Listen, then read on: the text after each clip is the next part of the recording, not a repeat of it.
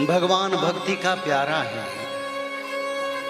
प्रहलाद ने पुकारा, छोटा सा बालक, असुर कुल में जन्म है, पर उनकी पुकार, उनकी भक्ति, उनकी समर्पण, उनकी बुलावा कोई अलग था। जैसे प्रहलाद ने पुकारा, भगवान ने उनको अमर बना दिया। कोई तत्व उसको मार नहीं पाया, जहर काट नहीं पाया, हाथियों ने कुचल नहीं पाया, पहाड़ के ऊपर से गिरा तब भी बच गया, अस्त्र शस्त्र से छेदन नहीं हुआ, आग में जला नहीं। क्या था इसमें? ना उनकी समर्पण, पुकार, मेरे प्रभु, विश्वास, मंत्र जप मम दृढ़ विश्वास। भगवान के नाम से विश्वास प्रकट करने से प्रभु कहीं दूर नहीं होते। तो इसीलिए शास्त्रों में हमने पढ़े, संसार में सबसे बड़ा महौषधि क्या है? सब तो समझते हैं पैसा है, कोई क्षमता है, कोई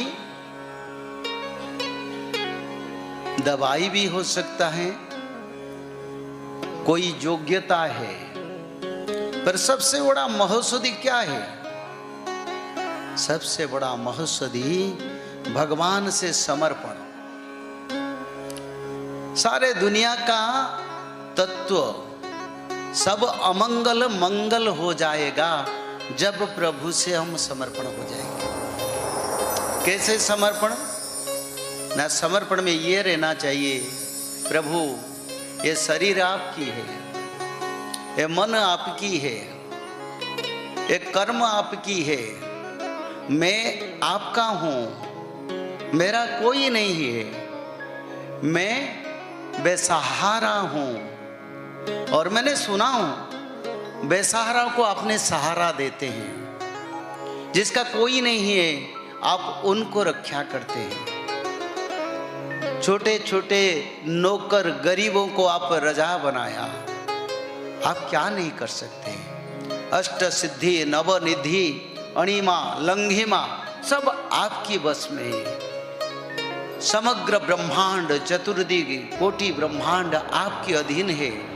आप ही सृष्टा है, आप ही सृष्टि है, आप ही पालन करते हैं और आप ही रक्षा भी करते हैं।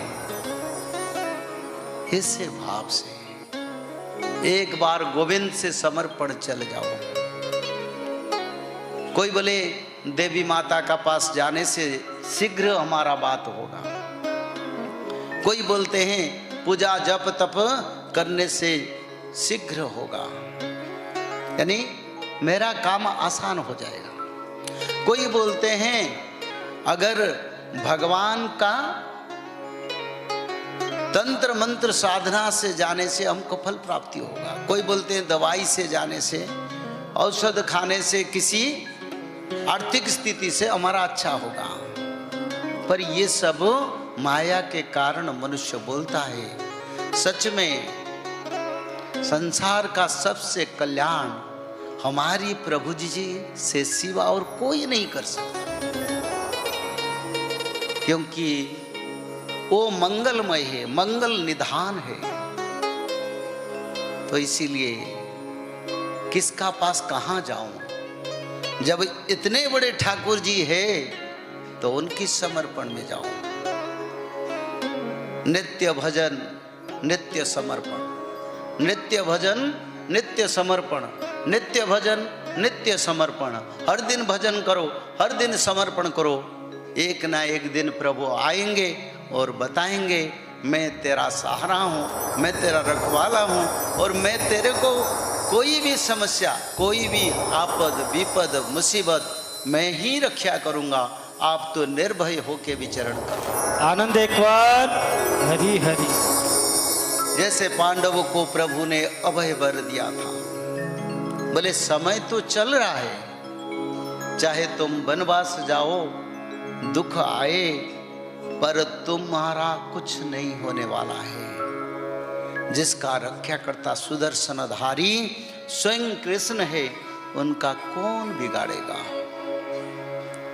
गीता में बताया, ये संसार में मनुष्य कई देवी देवताओं को पूजा करता है, पर जब उनका मृत्यु होता है, उनका विचार होता है, इसको क्या फल मिलेगा, क्या कर्म किया है, तब देवता लोग मेरे को पूछते हैं, प्रभु उनको क्या देना है। तब प्रभु जो कहते हैं वो ही होता है, ये गीता में बताया। तो इसीलिए प्रभु जी के सिवा हमारा कोई सहारा नहीं है, और प्रभु जी के शरण में एक बार चले जाए, आपको इंद्रिय माया मन कबलित नहीं कर पाएगा।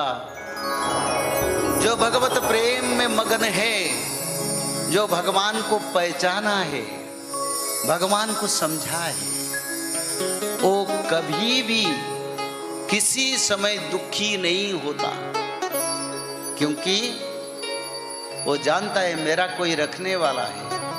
क्यों दुखी? भगवान कृष्ण को जो गालियां देते ना, वो हंसते हैं, क्योंकि बोले मेरे संतान मेरे को बोलता है। कर्म के अनुसार कोई असुर जोनि में, कोई मनुष्य जोनि में, कोई जीव जोनि में, कोई वृक्ष 56 84 लाख जन्म 84 लाख प्रकार का प्राणी जीव में मनुष्य को, जीवों को आना पड़ता है।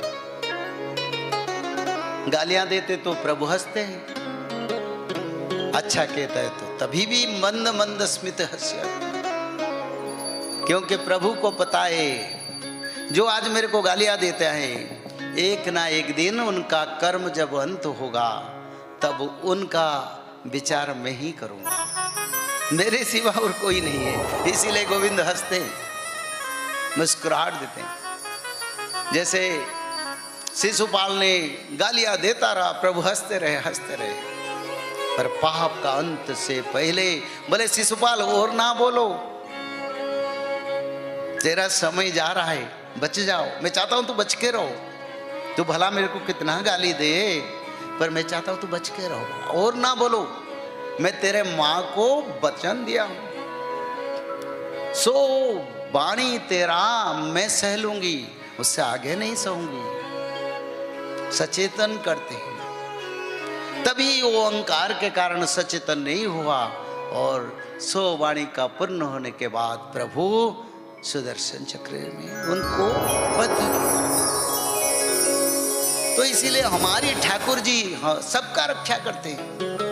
बड़े असुरों को भी बोले, अरे तेरा समय हो जाएगा, तो क्यों बोलते हो। आज भी प्रभु सूचना देते हैं, बार बार भूकंप होता है, बीमारी आता है, विश्व में हर घर में अशांति। कोई ऐसे लोग बोलेगा मेरे घर में शांति है, मेरे घर में द्वंद्व नहीं है, पति पत्नी में विचार नहीं, पिता पुत्र में विचार नहीं, और शादीशुदा पुत्र तो पिता को छोड़ के चल जाते हैं।